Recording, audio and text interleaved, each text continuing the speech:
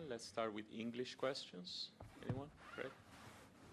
Novak, when you're in a situation like you were today, one, do you ever feel sorry for the opponent? And two, when you're at 6-love, 6-love, 1-love, do you think, let's go for a triple bagel? I don't think I've been too many times in the situations like this one today where I won 6-love, 6-love. I think one of my first Roland Garros main draw appearances, maybe the first one where I qualified and played Robbie Gineprie. I remember I was 6-love, 6-love, 3-love.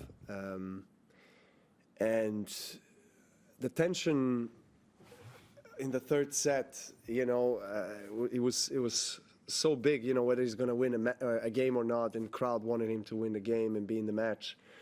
So I almost felt like, you know, it's good to give away the game, you know, so just to be able to reset and refocus, you know, because the tension is growing as you know, more match progresses without him winning a game.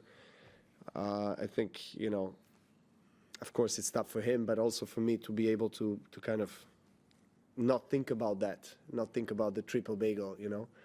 So yeah, I was happy that got that out of the way, you know, won all third set, and then, you know, kind of focused on what I need to do to close out the match. But yeah, I mean, I think I've played really well overall, especially the first two sets. Didn't really want to give him anything, any presence from the baseline. Just made him work for his service games.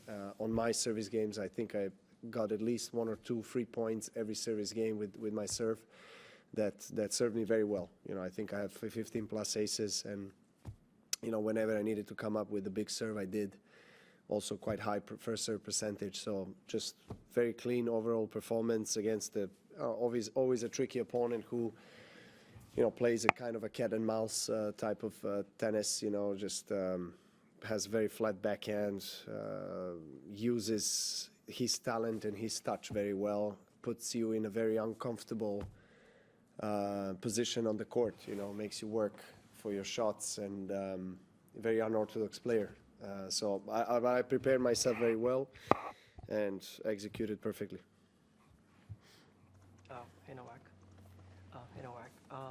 So you started the tournament pretty slowly, and you're seemingly getting closer and closer to the form that's fetched you 10 titles over here.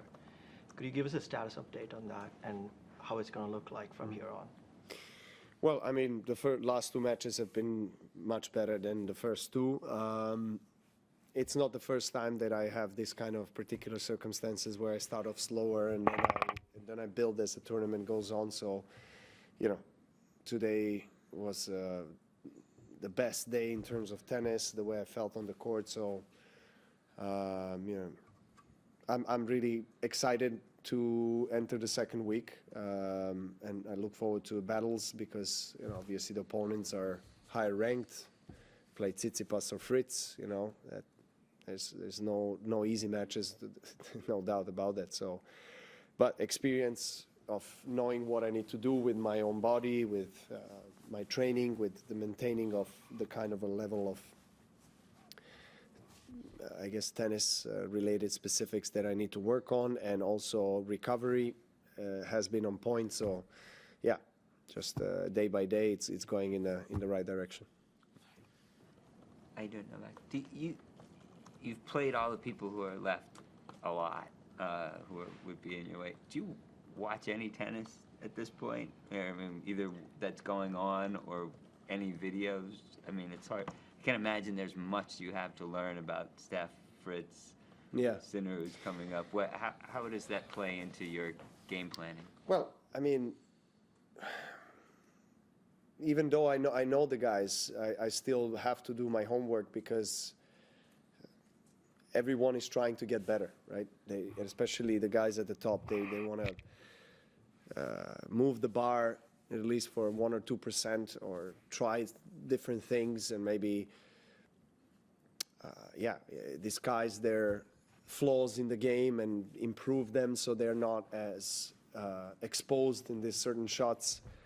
And that's why, I mean, it's my passion and love, but it's also my work and my profession. So of course, along with my coach and team, I have to do things on a daily basis to make myself prepared for every opponent. But as far as it comes to me watching tennis for fun, I do like to see it. You know, for example, the other day I enjoyed watching Rybakina and Blinkova. Yeah, I mean, it was incredible. One of the most exciting super tie breaks ever that we have seen. So, and of course, I watched the other men's matches. You know, the big rivals, how they're doing. You know, how they're playing, how they're. You know, of course, we all have an eye on each other. It's no secret. You know, in the evenings when you are kind of winding down, you switch on a TV and you watch some exciting matches, and of course. There's less and less matches, and you know exactly when they're played. So of course you want to tune in and check out a few games or a set or whatever. It just depends, you know. Of course I have a closer look to my section or part of the draw or my next opponent than I would in maybe the other side. Novak, when it comes to these sort of games, you know, 6-love, 6-love, first two sets, I know it sounds weird, but is there sort of a sense of, you know, boredom, I guess? Is there a way to sort of motivate you, or is it just about the majors, you know, breaking records, or is there something deeper that lies that, you know, helps motivate you? Because obviously, you know, at your age, is there something else, like I said, that motivates you? Yeah, I mean, there are a few things. Obviously, still, of course, winning majors and breaking records and being at the top of the game is something that is always an objective and a goal, no doubt. Also love for the game. I really love competing. I'm very passionate about it. You know, I bring in a lot of energy, a lot of enthusiasm in the practice weeks, trying to build my form to be ready to compete with the best tennis players in the world. Being separated from the family hurts me more and more. Yeah, that's the part that I struggle with more now. So yeah, so I try to balance things out with working with my schedule in such way and calendar that is suitable to me. And now, I mean, I think I earned my right to choose what kind of tournaments I want to play. And of course, Grand Slams being the biggest ones, the pillars, the priority on the schedule list. But you know, I love the thrill of facing a break point or having a break point, or you know, just those kind of emotions are still awakening something that is very deep. And so I try to not take these moments for granted, because I don't know how long it's going to last. I mean, it depends on different things, but I'm still here. I'm still enjoying myself. Of course, some days more, some days less, but you know, Grand Slams are Grand Slams, and you know, there's not much additional motivation that you need other than being part of the most historic tournaments. Last two there. Congratulations on the win, Novak. Thank you. Obviously, you know, last couple of questions, I was going to ask something similar, but do you have, you're obviously motivated to break records and win as many slams as possible.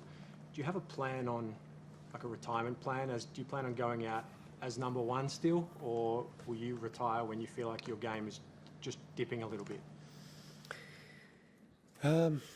I actually talked about it a few times the last year or so, that I feel while being number one and still on top of the game, I don't feel like leaving tennis in that position. I feel like I want to keep on going, and then when I feel that I am not able to compete at the highest level with the guys and be a contender for a Grand Slam title, then I'll probably consider going into retirement.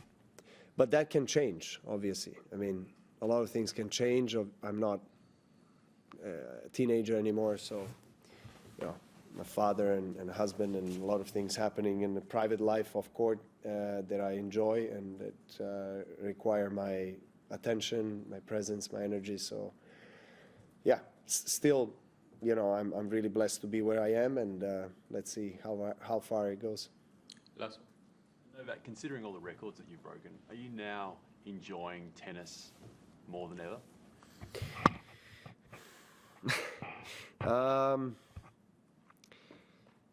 I thought maybe I would this year feel slightly more relaxed, for